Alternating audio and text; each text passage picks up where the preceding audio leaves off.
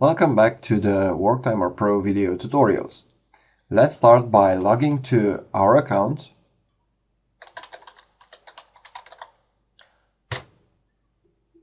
Here we are. I will show you in this video tutorial how can you generate a payroll and also how can you change your employees' timesheet. But before that, I would like to tell you about the request of function which can be applied by your employees. As you remember, when I showed you how your employees log into the account, how he clocks in and clocks out, he also can request a time off. Now, after he requests the time off, you will receive an instant notification regarding this request, and on your page, right here, near the Worktimer Pro name, page's name, you will find a link. We have two pending absence requests. So any pending, any absence request is showed up here on your page. If you click on the link, you will be redirected to the absence requests page. Now let's see. Jane requests a day off because it's her son's wedding. Well, of course I will approve it. Also, Bill requests a day off because he is the godfather. Okay, I will approve it. Well, it was that easy. Of course, you can approve or decline the request. I think I will have to go to the wedding since there are no one working on that day. Anyway, let's go back to some serious things here. As I said before, I will show you how to generate payroll for your employees. But before that, I would like to see a report. How much did they work? How many hours? And to do that, I will go to the Reports menu and I will select Timesheet. Once the page is loaded, as you can see, there are multiple options on the page. Let's go to the Timesheet report. Click on the link. Okay, now let's select our employee. Let's select Jane. And week starting on the 23. Hit the Apply Filler button. And as you can see, here is the timesheet for Jane. Now, you can grab the screen in order to make it a bit bigger. Okay, as you can see, she worked on the project network design and deployment. She worked on Monday 3 hours 36 minutes. And on Sunday she worked 6 minutes. So a grand total is 3 hours 42 minutes. Okay.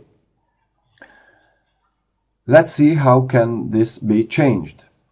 Well, in order to change that, in order to change the timesheet report, you have to go to the Worktimer Pro menu and add clock hours. Now, select your employee. I will select Jane. Select the date. I will select the 24th. Select an assignment or project, network design and deployment, and the task, network design. Now, add a start time and an end time to this entry. I will add a start time of 08 a.m. This is the format in which you will have to add the start time, and we'll add as end time 11:36 a.m. Okay, description: short time for work day. Okay, notes. If you want to add some notes here, you can complete this field. Otherwise, you can click on the Save button, and the data was saved successfully. Now, if I'm going back to the Reports page, the timesheet, and I will select the timesheet report, we'll select Jane, starting date will be 23, and we'll apply the filter. As you can see, there's another 3 hours added to Tuesday, the day I added to her account. Therefore, now the total is 7 hours and 18 minutes. Now, knowing this, seeing the timesheet report, let's go and see we can generate a payroll for Jane. In order to do that, you will have to go to the Payroll menu and click on the Create Payroll submenu, which will lead you to the Create Payroll page.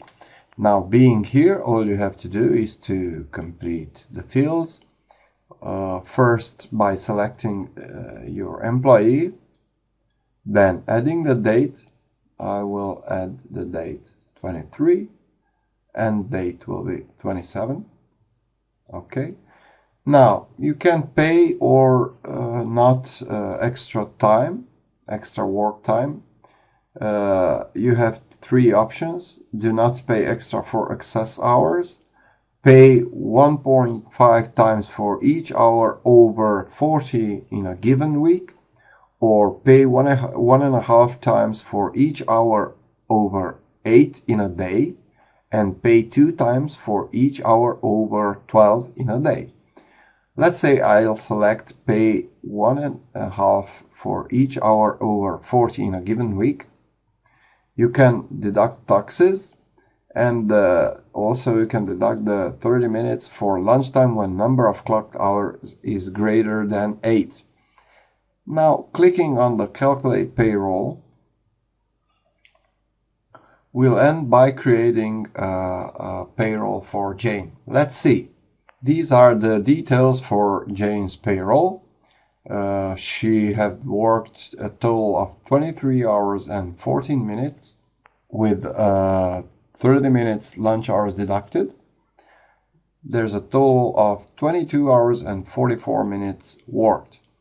Overtime worked happened once here when she worked 20 hours in a row. Normal hours 23 and 44 minutes. And this is the final gross wage for Jane. These are the taxes. And here is the net wages that she will receive. Now, if everything is correct, all you have to do is click on the Verify Above Payment and Create Payroll. Let's hit it. And the payroll data saved successfully. Now, you can anytime see your previous payrolls by going to the Payroll menu and select the View Previous Payrolls.